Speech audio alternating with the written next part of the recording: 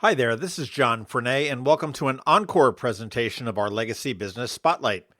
These are best done in person, and with the current state of emergency restrictions, that's just not possible. So we will be re-releasing our past episodes every Saturday at noon until this pandemic is in our collective rearview mirror. Until then, enjoy this Encore presentation of our Legacy Business Spotlight.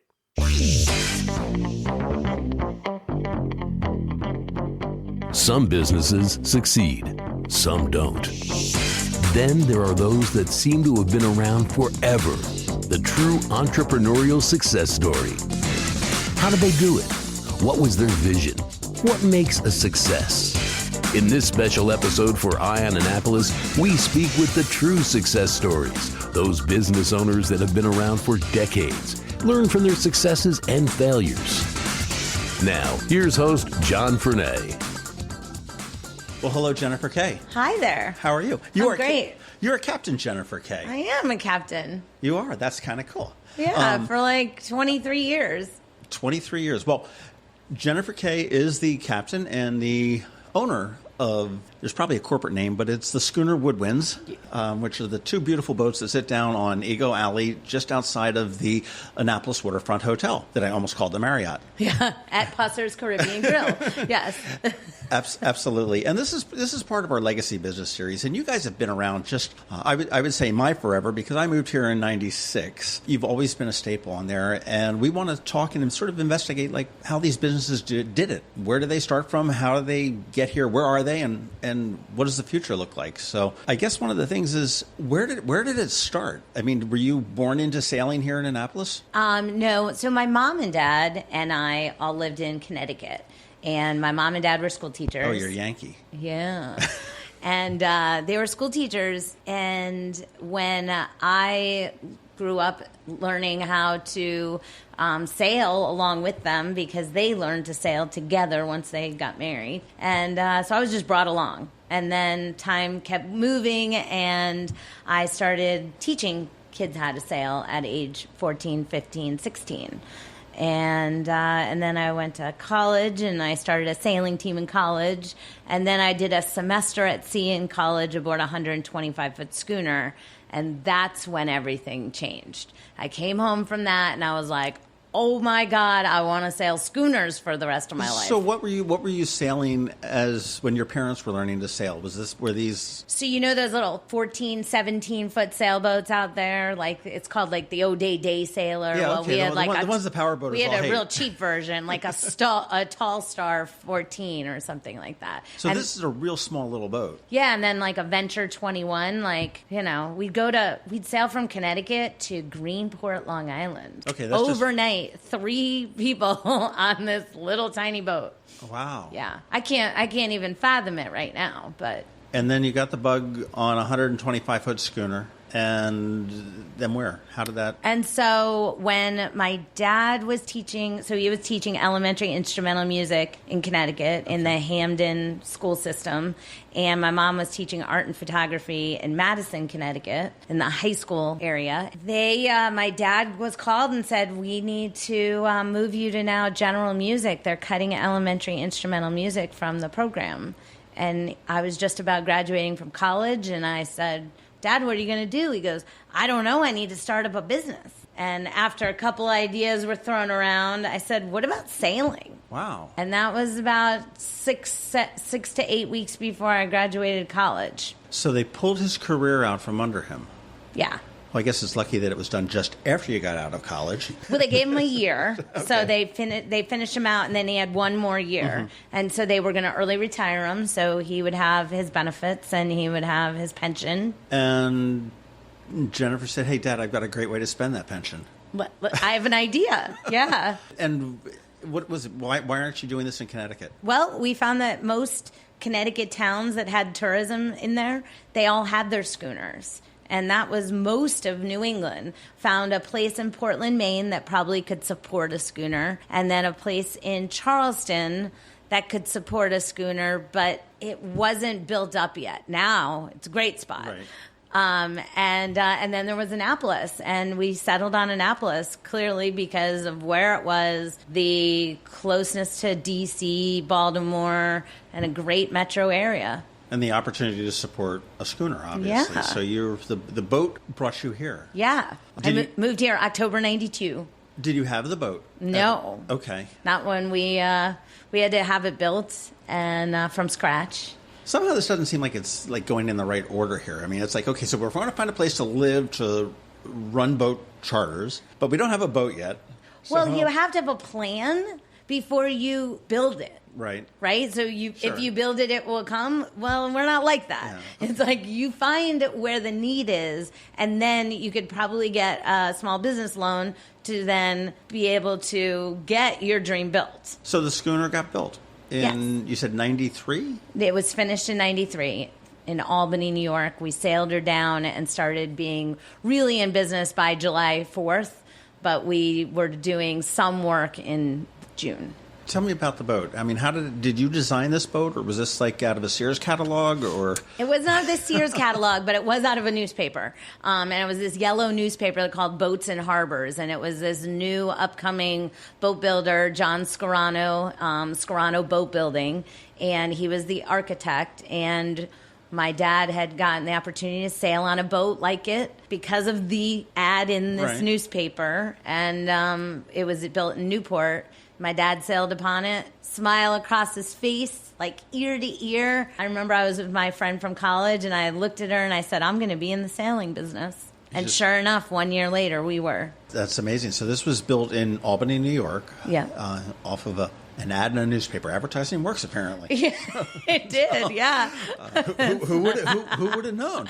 I know. For those that have not been on the schooner Woodwinds, first of all, shame on you, but they are a 74-foot schooner. I say schooners because you got two of them, but there's two schooners. They're 74-foot, and they hold about 48 passengers each. Is that the size of the boat that you wanted? I mean, schooners come in all sizes. Yeah, they do, but there's a lot of Coast Guard regulations, and one of the Coast Guard regulations is about stability, and they start breaking down stability into a certain amount of passengers. And when you build a business proposal and you do the business plan, you start figuring out how many people do I need to get on the boat in order to start making money. And so you start figuring out that lucky number is 49, because after that, you have to have way more regulations on a boat bigger. Right. So then you start working your way backwards. Then how can we make this the most beautiful boat that anybody ever saw that everybody wants to sail on? Okay, so you worked off of a number that was working on a balance sheet, and then designed the boat and to the look and the size of it, I guess. Yeah, and we also, my mom is impeccable about following details, and she followed 3 or 4 different companies to see what was working and what wasn't. I mean, because you can do it in multiple ways. You could go sailing 4 times a day like we do, or you could go out for a week and only take 8 passengers. Okay. Right? There's lots of different opportunities. How do you do it? And you guys like the 4 times a day? Yeah. Now, the schooner Woodwind does sail 4 times a day during the height of the season, and your season runs, what, May? We say between the 2 scariest days of the year, April 13th to Halloween, or April 15th through Halloween, tax day to Halloween, yep. Okay, and to get on the schooner Woodwind, you can obviously go to your website, and we'll put that in the show notes, but you can go down to the dock at the Annapolis Waterfront Hotel right there in front of Pusser's and purchase a ticket, and you sort of ease your sailings in each year because of the sun and the daylight savings time and everything else. Yeah, so we start 2 trips a day in April, then goes to 3 trips a day in May. Mid-May goes to 4 trips. And, I mean, you can, as you said, you can walk up, you can buy your tickets online, you can give a call and buy your tickets up to 6 days prior for any cruise you want to go on. Where did the second sailboat come from? The same boatyard. Okay. So we decided 4 years into being in business that if we were to grow, we needed another boat. And why not have an identical boat so we can do some really fun team building programs where we race each boat against each other. And you can only do that if you have the same exact boat. That's sort of like the Southwest Airlines model. You know, you have the same model airplane flying the same thing. They just don't do team building. They don't race the planes. Right. Oh God! There's an idea of building right there. But so you've got how long ago did the second Woodwind come in into play? You said It was finished 5 years after the first one. Okay. The two boats have some notoriety as well. Yeah, so Woodwind II, the newest one being built, was in the movie The Wedding Crashers. I remember that movie. Yeah, everybody does. Tommy boy, come on back, man the Woodwind for a while. That's right. Yeah. How was that? What, did you just lease that out to the production company and let them take it, or did? No, they had to have a captain and crew. And that's how the boat works, because it's a Coast Guard certified vessel. So I was the captain on board for all of that. And you don't look a damn thing like I know. Christopher Walken. I know. I had to hide underneath the helm, the wheel, and actually steer the boat while he was standing right above me, Pretending. actually steering the boat. Acting. Yeah. Acting, yes. That's pretty cool. So and how long did that take to film? They used us for about 7 days. For about 12 minutes worth of screen time or something like that? 1.5 minutes. How many? 1.5 minutes. Oh, my word. Yeah. It seems so much longer. Right smack dab in the middle of the movie. Yeah. Hour and 5 minutes, I think. And that was at the, Innaperry Cabin? Innaperry Cabin is their home? where not their home. That's where they had the wedding where Owen Wilson met Rachel McAdams. Okay. Yeah. Now, where was the home? There was 3 homes. One was in L.A. to do all the inside work. Okay. The second one was on Peach Blossom Creek near Oxford, and that's the one that you see where they're having the football game and they're swinging on the tree swing. Right. And the front of the house. And then where the dock was actually up on the Wye River near Ken Island. Oh, wow. And that's where we filmed them getting on and off the boat. That's all we filmed. We filmed the sailing in 3 different places. One was in the Choptank River near La Trappe, Maryland. The second one was in the Miles River near St. Michael's for the helicopter shots. Right. And the third one was in the Wye River, yeah. Man, you're like ruining Hollywood here for me. I'm sorry. That's okay. Well, no, it's fascinating to see that. So it was only a couple minutes. But what's interesting is if you look at the color of the water in that movie, they did not colorize it. It is because when they were filming on the Choptank River, the part where they're really on the boat most of the time, that color of the water almost looks like the Caribbean. And that's because the water is that much clearer and bluer in that region of the Chesapeake. Well, you mentioned clear water, and you guys, I've been out on the Woodwind several times, and you guys are always so environmentally friendly. I mean, you are and you have to be. I mean, I've seen you guys stop and pull crap out of the bay. And it's amazing how much stuff is in there. But you guys are very, very environmentally friendly. You're great stewards of the bay. You're cut off, it's sort of a self-serving, but you cut off the engine as soon as possible because the good stuff is when the sales goes up. Absolutely. And the experience on the Woodwind is just wonderful because you can sit back and drink a beer, that's sort of my preferred role. Other people can, hoist the sails. Other people can, man the helm and steer it under the watchful eye of one of your captains, of course. Yeah. And it's just a really neat experience for a 2-year-old child or a 102-year-old child. Yeah, thank you. You never know who you're going to turn on to sailing. No. And, it as you said, it could be an 85-year-old person that used to sail when they were in their 20s. And all of a sudden they get back at that wheel and all those memories flood back, and that person becomes almost unrecognizable to their friends as being this older person when they're reverting back to when they were the 20s. Right. It is wild to see. It gives me goosebumps right now thinking about it. It's also a great way to see the bay and the harbor and just to, you can look out at the water. And it's a spectacular view here in Annapolis, but getting out on the water, and it doesn't matter whether you're out on a paddleboard or whether you're out on the Harbor Queen or the Woodwind or, a kayak or whatever it is. Maybe it's a jet ski. It's so much special to be able to look at the water from that perspective. I mean, everything looks better from the water, tastes better on the water. Mm-hmm. Absolutely. That's right. So you said team building. Do you do that corporate stuff? Yeah, lots of corporate. We have, because we have both boats, we can easily put them into competition together, or you can take out a large number of people and have 2 separate training groups. Okay. And we really have them learn how to sail. So we break them up into 4 really small groups that learn very very, very particular stations. So one will learn how to navigate and be able to tell where they are at all times and be able to say, this is the course you need to go to get somewhere. And this is a soup to nuts. I mean, this is somebody that's never sailed before in their lives, and they're having to...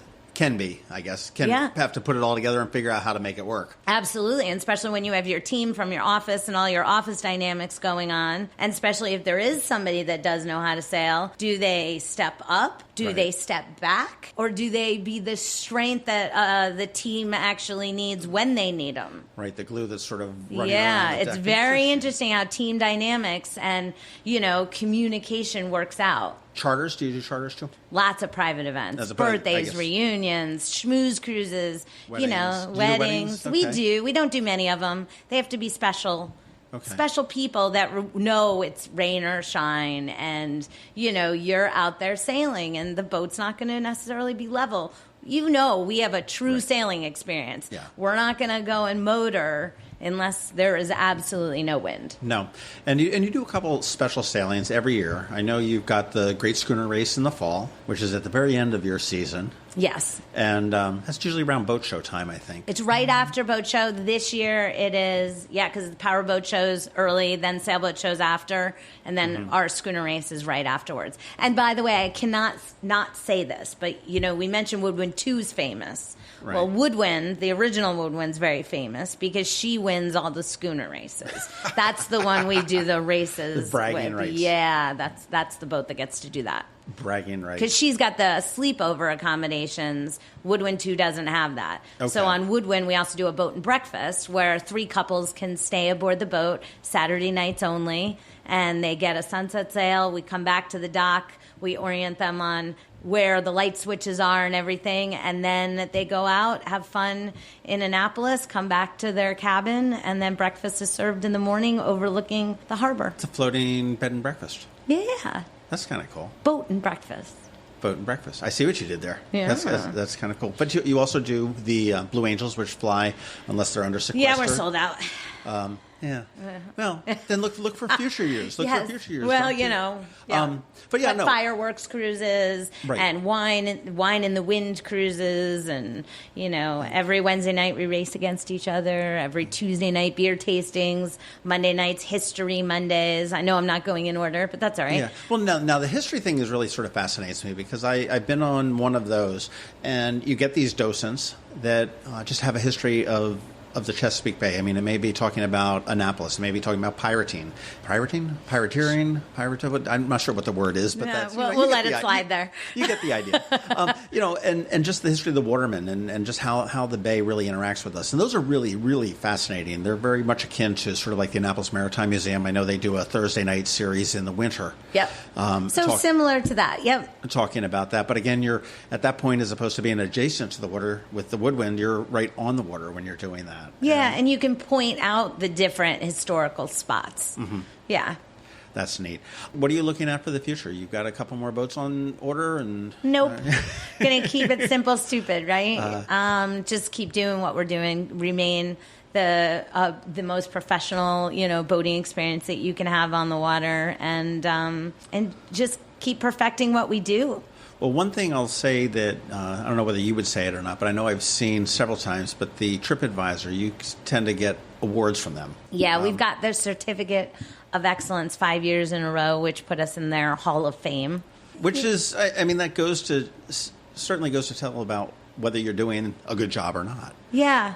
So you're getting the good reviews. You're getting people that are coming back time and time again. 26% of our guests are repeat customers. That's not bad. And I wonder do you have any idea of how many guests are coming as a referral from a customer? Word of mouth is our lead. It goes between the internet and word of mouth every year, and those are in the high 40% of where they're hearing about us from. What do you think your key to success for this many years is? That's a great question. I need to just pause and think about that for a second. There's a number of things. Maybe it's just, luck. It's, that certainly obviously plays a role in it at some point. I think it's first off finding the right people. The right people that work for us are the people who love the community, love to be enthusiastic about sailing. That their passion comes from within. that's hiring those people is the key to our success. That's something you can't fake. You can't fake enthusiasm. No, you can't. So that's what I think are key to our success, and constantly changing with the times. In 93, the internet really wasn't much. 95, 96, we were the first ones to get a website, I believe. Right. And then keep moving with the times. And then last year, creating a brand new beer for ourselves that through Hysteria You got Brewing. a beer? Yeah. What's all this about? It's called Seize the Bay IPA, which is a pineapple ginger India Pale Ale, and Hysteria Brewing Company in Colombia makes it for us. So then that's available on the Woodwind? On the Woodwind only, or in their tap room. Oh, so I can't go to the boatyard and...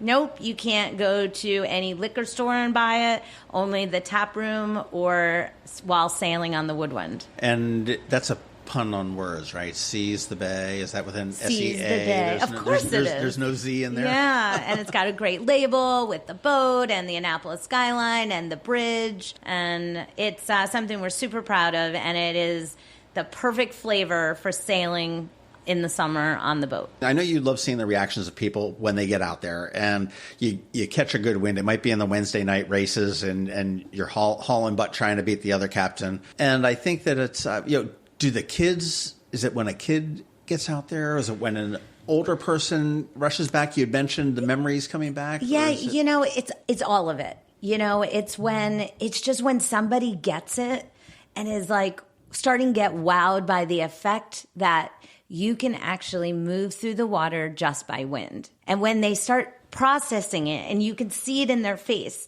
like, how is this happening? Why aren't we sliding? What's making us go straight? And all of that, and then asking the questions about the science behind it, that's really fun. Hearing their stories about when they were, older and sailing as a child and racing against their friends, that's fun. There's so many different stories that you hear every single day. Never gets old, ever. I do the 4 trips 4 times a day for 26 years. It never gets old. And you've got a trunk full of them, I'm sure. I know that I feel like I'm the luckiest person in the world, because what I get to do is something I'm passionate about, and I get thanked like 186 times a day. That's amazing. And how many captains do you have? We have about 4 full-time and then 1 part-time. And they I didn't think you were running from boat to boat to boat. Yeah, no, and then they work all year round, so they're the ones doing the maintenance on the boats in the off-season.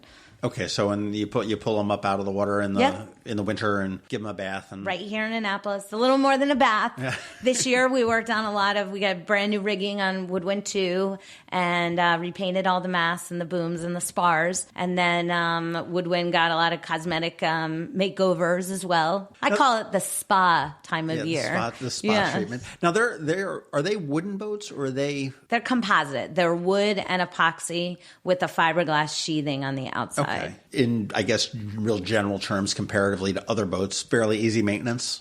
Not necessarily. Okay. My dad jokes that if he knew he was going to have more than one made, then we would have had a mold made and made it out of fiberglass. Okay. It's not nearly the, I know the Annapolis Maritime Museum brought in the Wilma Lee, which is an old skipjack. Right. Which is all wooden, and that's going to be an ongoing maintenance. I don't want to say nightmare, but it's going to be a problem. It's going to be a money pit, like all wood boats. And now we don't have that same problem because we don't have the caulking, and where in theory it should remain a fiberglass boat in theory of maintenance. Right. However, once that fiberglass gets nicked, then it can impede the water into the wood and then cause some rot. Sure. The nice thing about it is that it can't travel very far. I'll tell you, the boats are spectacular. And again, the folks that have not been out on the Woodwind, and I don't care whether you're local listening to this in town or from far, far away,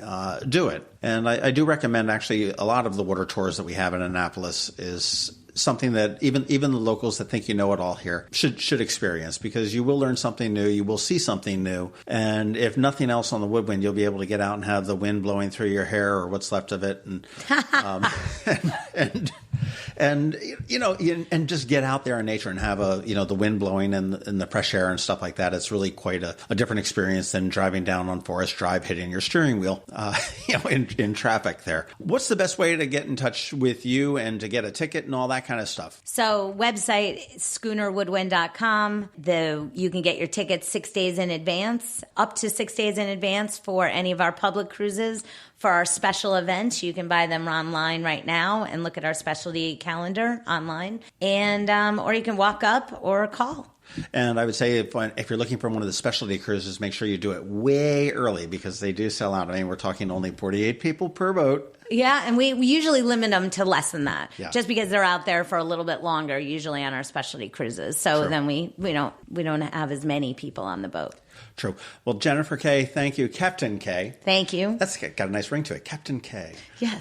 But thank you very much. And, thank you for bringing the Woodwinds to Annapolis and not to Charleston. Yeah. Or to wherever it was in Maine. We love it. We love it here. And the community is amazing. And we can't think of a better place to do business. And anybody who's not been out, shame on you. Go do it. Schoonerwoodwind.com. Thanks, John.